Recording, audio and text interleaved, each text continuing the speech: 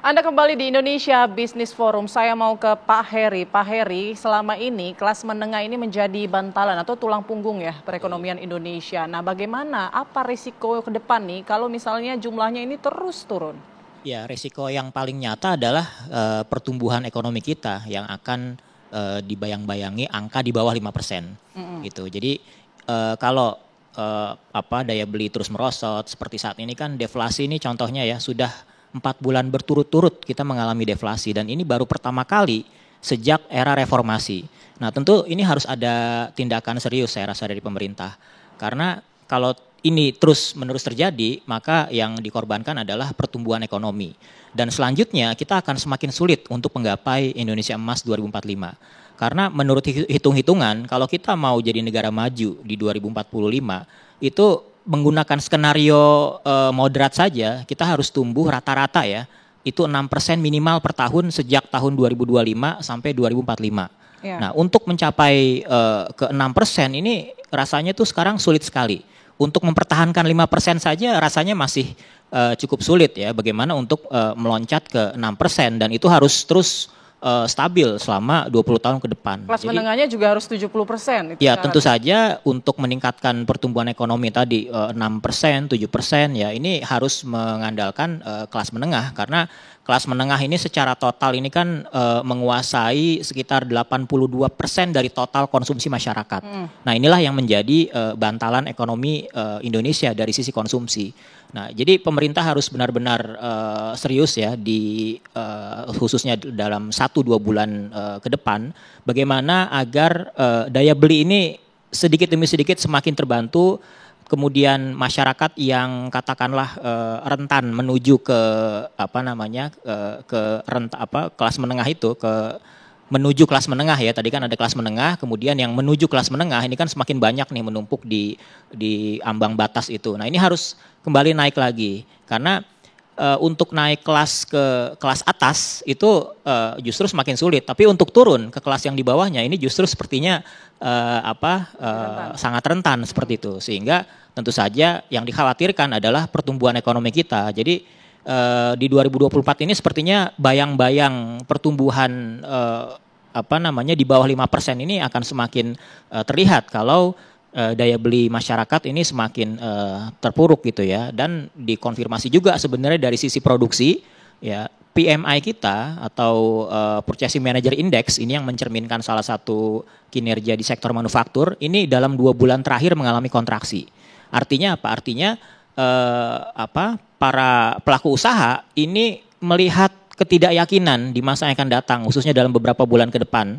Biasanya tuh pada bulan Agustus atau bulan ini ada upaya untuk katakanlah belanja bahan baku untuk menyambut tahun baru biasanya. Jadi ada keyakinan dari dunia usaha. Nah, kalau saat ini yang terjadi adalah sebaliknya. Sepertinya pelaku usaha ini belum melihat ekonomi yang positif di beberapa bulan ke depan. Nah, ini yang harus dibalikan justru anggapan ini bagaimana supaya dari sisi konsumsinya juga bisa kembali menguat, dari sisi produksinya juga bisa menguat kembali seperti itu. Baik, ini kan dalam waktu 5 tahun terakhir ya, ini sudah bisa dikatakan sebagai alarm ya bagi perekonomian Indonesia karena angkanya terus turun. Lalu apa mungkin bentuk upaya yang konkret yang bisa dilakukan pemerintah untuk mengatasi masalah ini?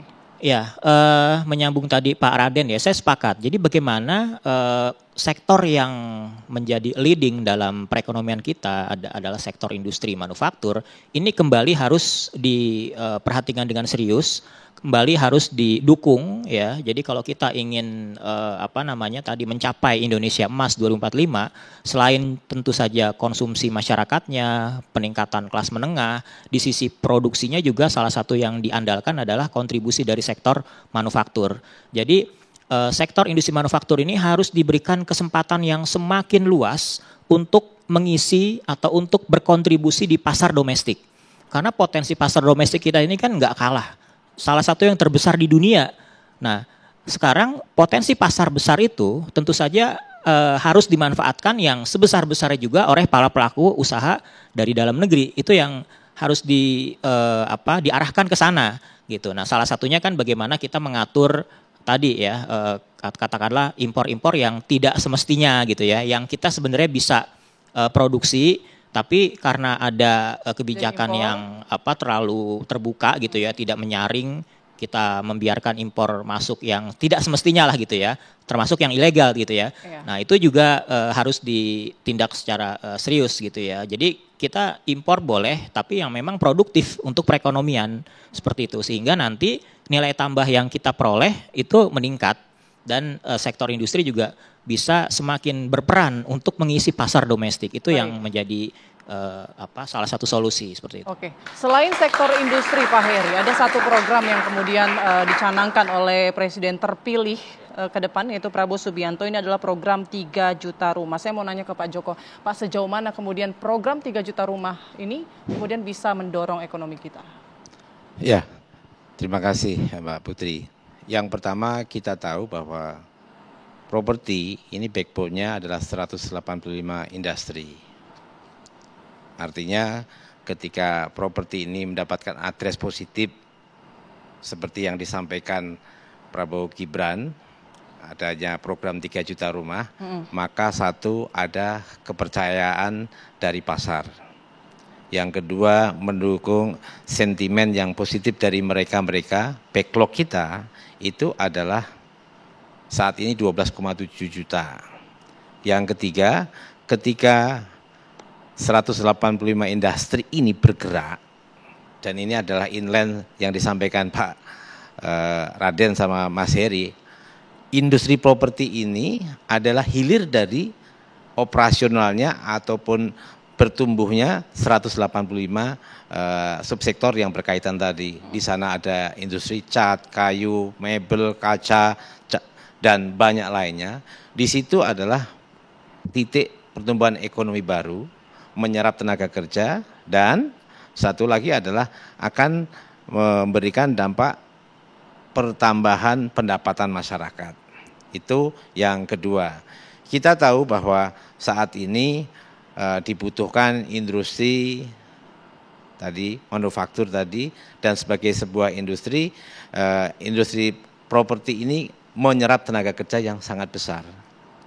Saat ini industri properti sudah menyerap antara 14 sampai 17 juta. Kemudian memberikan PAD yang besar juga 35 sampai 55%. Saya sebenarnya juga pernah kurang percaya dengan dampak PAD yang 55%.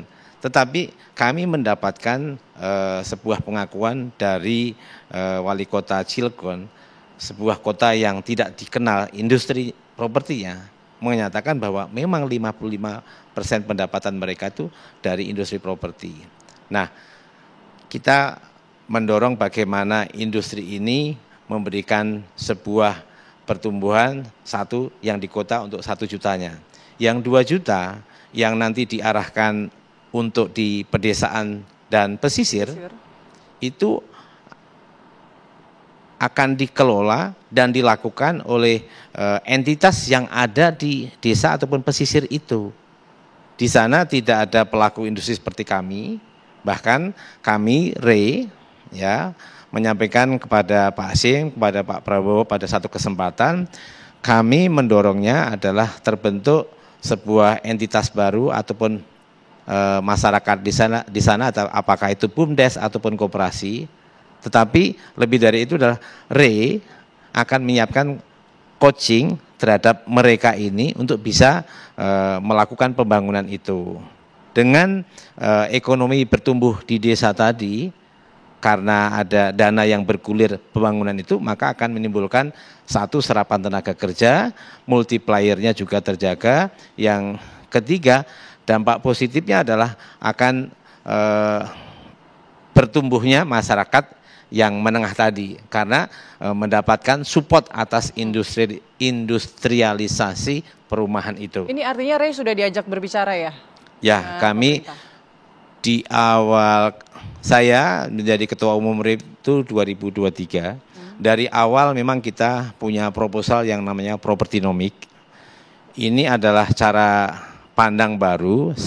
Kemarin properti itu dilihat sebagai sebuah indikator atas pertumbuhan ekonomi. Tetapi kami melihat ada hal yang kurang pas Kalau kita melihat data tahun 2010 itu backlognya itu 13,5 juta. Kemudian 2020 backlognya 12,7 juta. Imagine, dalam satu dasawarsa itu pengurangannya itu tidak lebih dari 10%. Ada yang salah dong. Sementara nih kalau kita lihat, kita tidak mungkin mengandalkan dengan cara yang sama untuk menghasilkan sesuatu yang berbeda. Ya. Maka di propertinomik kami itu mendasarkan kepada 4 pilar. Satu, institusional, adanya Kementerian Perumahan yang baru, yang terpisah. Yang kedua adalah penganggaran, yang ketiga kebijakan, dan yang terakhir adalah menjadi PSN, Program Strategis Nasional. Nah, kami dengan program 3 juta rumah itu sudah confirm bahwa ini adalah program menjadi program strategis nasional yang tadi kita lihat, kita hitung akan membawa multiplier yang sangat dahsyat. Kalau kami sering menyatakan di dalam proposal kami, industri properti ini adalah big giant.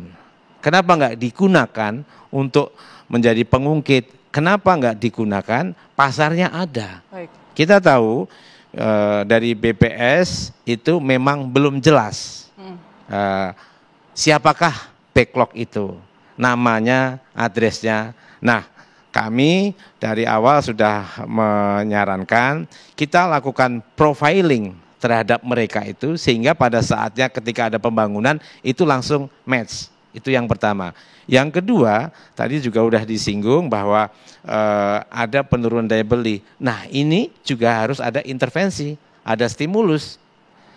Kemudian pada posisi yang disinggung sama Mas Heri tadi, saat ini pemerintah melanjutkan PPN-DTP 100%. Kemudian juga ada penambahan kuota. Meskipun kami memang juga berjuang, tetapi kita mengakomodasi, mengapresiasi dan terima kasih atas pemerintahan saat ini karena dengan begitu ya dari Januari sampai Juni begitu 100% itu pertumbuhannya good. Ya. Kemudian rata-rata itu di 3.000 unit. Tetapi begitu Juli sampai Agustus itu penurunannya hampir 50%. Baik. Ketika turun 50% tadi. Artinya ini adalah kebijakan perpanjangan PPN-DTP, kemudian penambahan kuota FLPP ini adalah sebuah address positif untuk mendorong pertumbuhan di ekonomi di Indonesia. Program ini positif gitu ya untuk mendorong pertumbuhan ekonomi. Tapi bagaimana dengan kesiapan? Kalau di perkotaan mungkin oke lah ya siap, tapi pedesaan pesisir apakah siap dengan penerapan kebijakannya? Nanti kita akan hadirkan usai jeda, kami akan kembali.